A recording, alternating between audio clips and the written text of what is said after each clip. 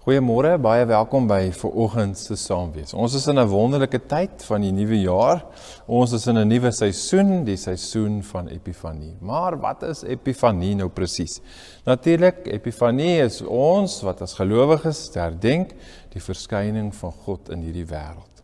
In die vorm natuurlik van Jesus, 'n menswording, God se teenwoordigheid onder ons hier tussen ons as mense. Die lig wat dan ook hier tussen ons kom woon. En dis wat ons vier, dis wat ons herdenk, of dit is eerder wie ons vier en wie ons herdenk en wat dit vir ons beteken, ook in die wêreld waarbinne ons leef. Daarom ook vanoggend het ek die voorreg om jou te mag groet en te sê as dienaar van die Here, kom bring ek vir jou die goeie nuus. God wat jou op jou naam geroep het, jou nooit alleen los nie. God wie se liefde lankmoedig bly, selfs in sy woede. God wat oorvloedig is in sy genade. Hy het vir my en vir jou onvoorwaardelik lief. In die naam van die Vader, die Seun en die Heilige Gees. Ons sondes is vergewe en God is met ons. Amen. Ek wil sommer nooi om sommer so saam met my dadelik te deel in 'n pragtige loflied 168, Heilige Jesus.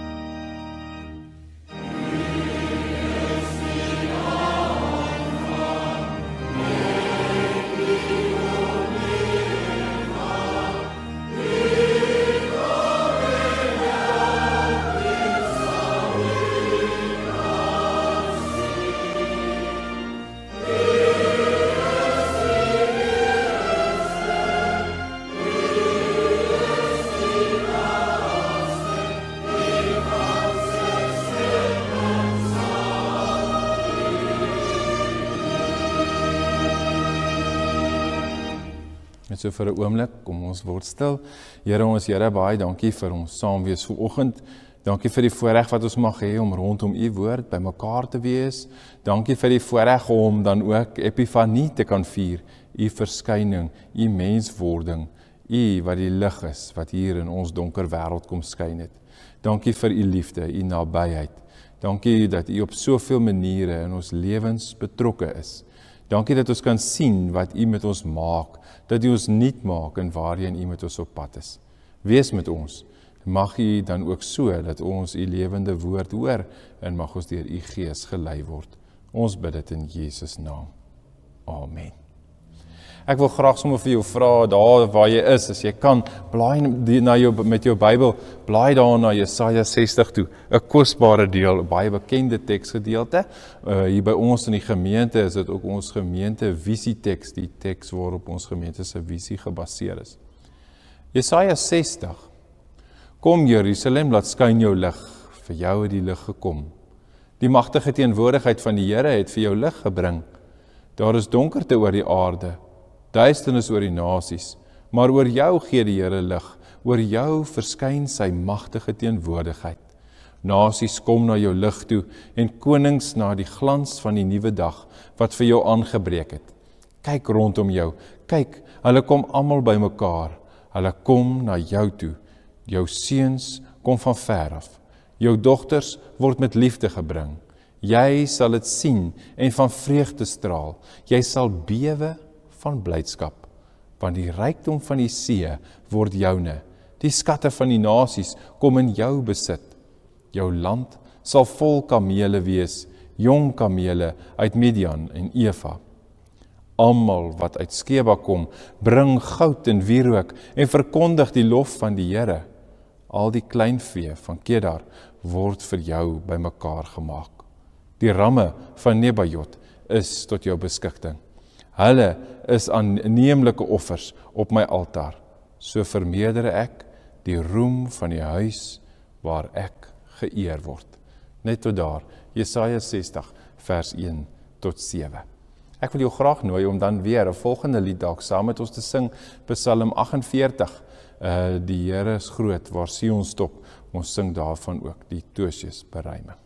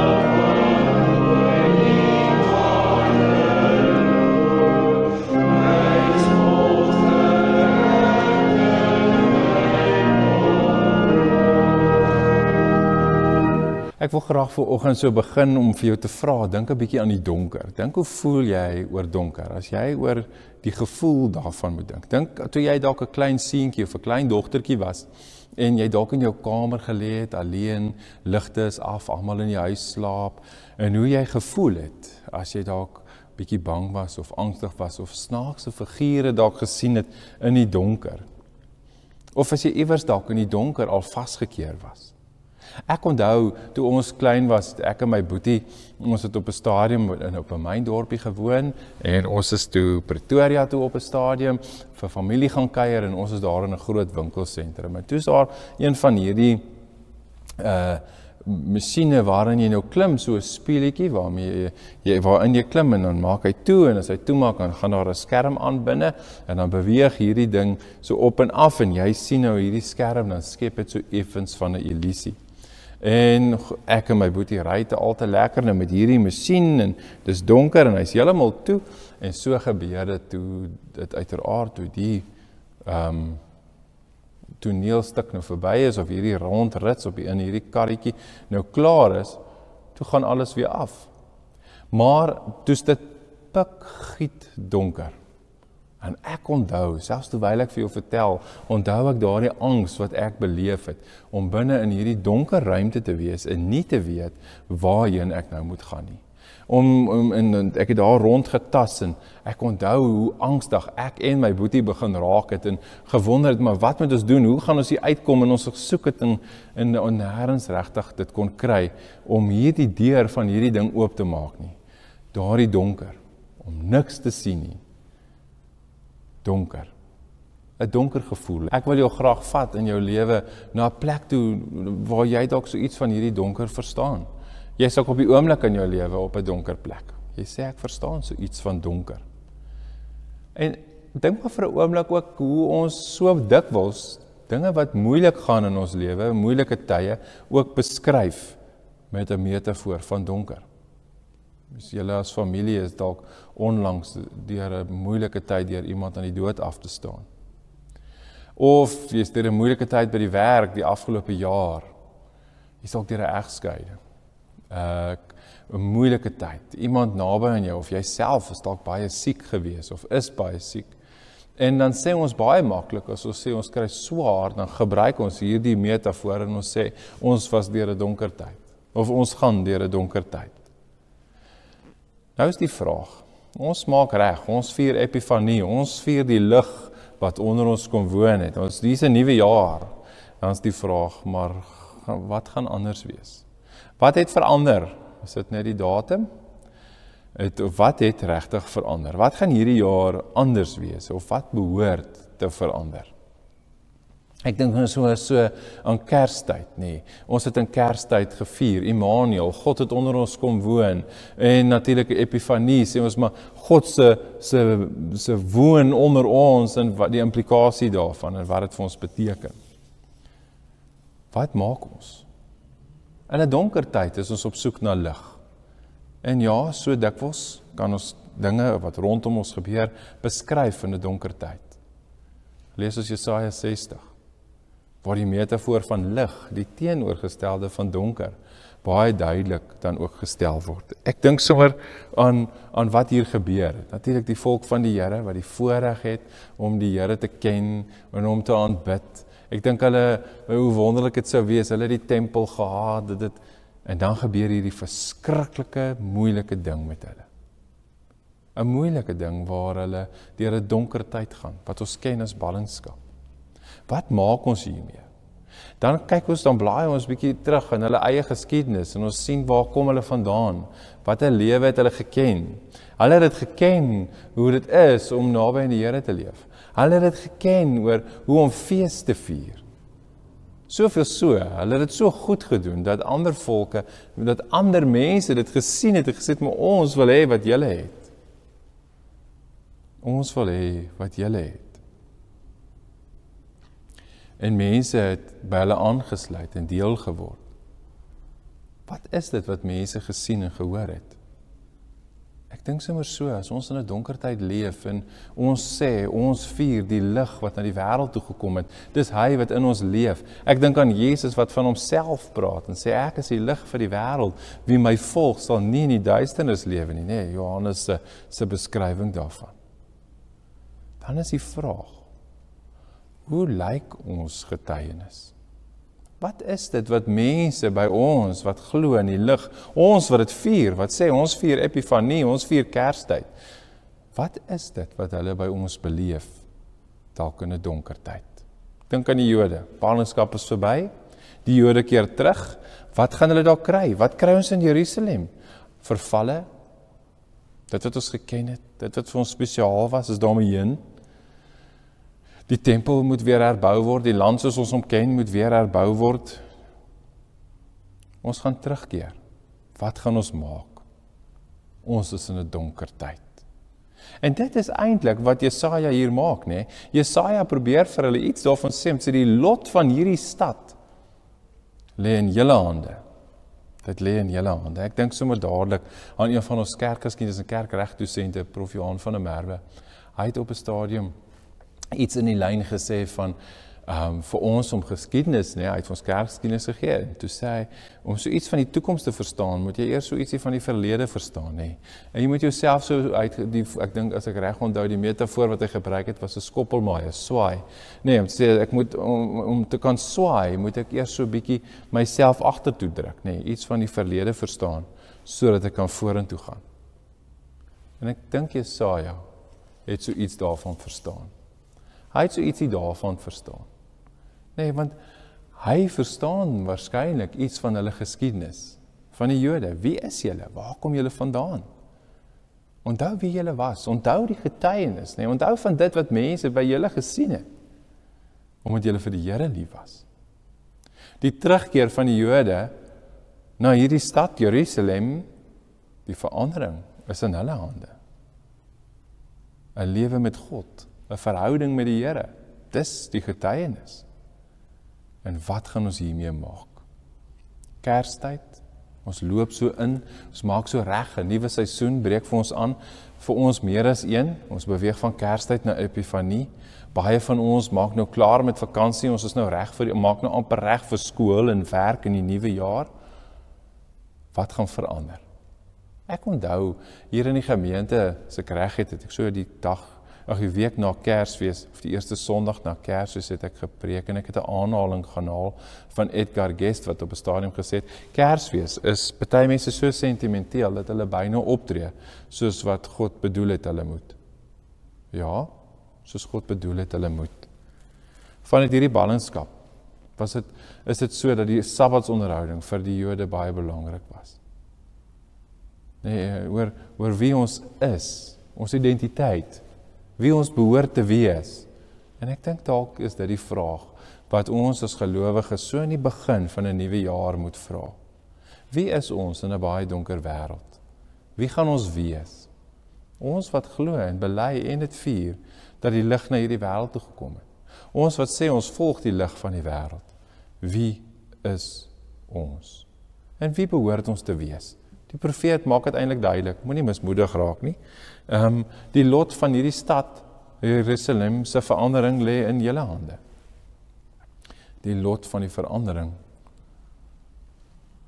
in die wêreld soos ons hom ken, wat 'n donker plek is, lê eintlik maar in ons hande.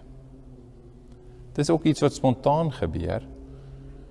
Ek dink aan ons eie gemeente se visie wat sê, U lig dring ons om lief te hê. Sê daar is so iewers iets van ons kan nie anders nie as om dit te wees nie. En dan kan ons onsself vra, maar lig, ek dink aan 'n paar kommentare wat ek so 'n bietjie gelees het vooraf, en dan die gebruik van die woordjie lig. Lig kan 'n klomp dinge simboliseer, maar die twee goed wat uitgestaan het was vreugde en verlossing. Dis iets wat ons verstaan, vreugde en verlossing. En dat ons as gelowiges sê, miskien moet ek hierdie jaar nie net kyk na die datum wat verander het nie, maar ook na my eie ingesteldheid. Dalk moet ek 'n bietjie terugkyk, dalk in die jaar wat verby is, en hoe die Here in my lewe betrokke was, ook met die vooruitsig oor hoe hy in my lewe betrokke sal wees. Dat ek die voorreg mag hê as iemand wat sê ek bely dat Jesus die lig van die wêreld is, dat ek hom volg en daarom nie in die duisternis lewe nie. Dalk moet ek kyk na my eerste ingesteldheid. Hoe lyk my getuienis? En hoe reageer ek daarop?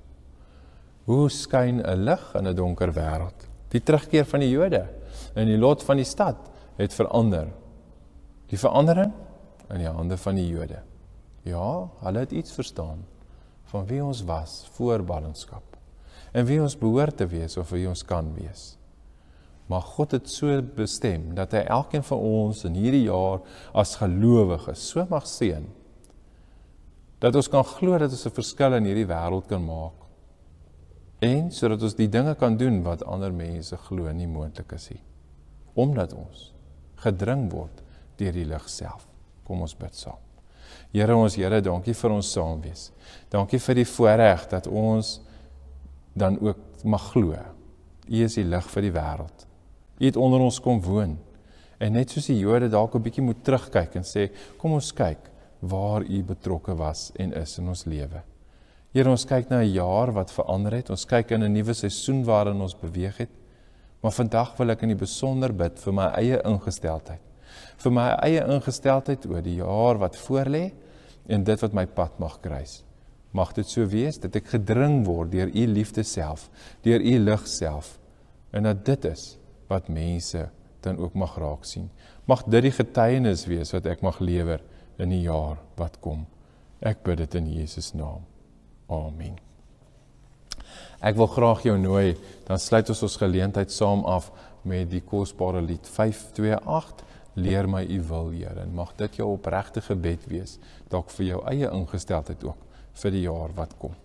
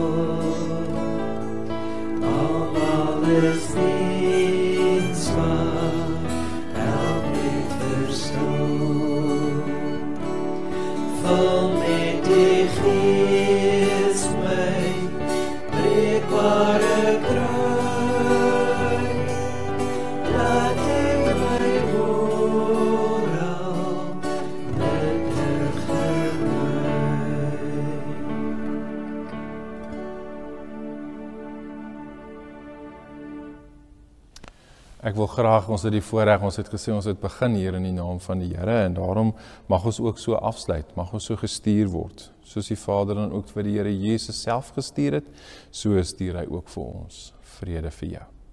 Amen.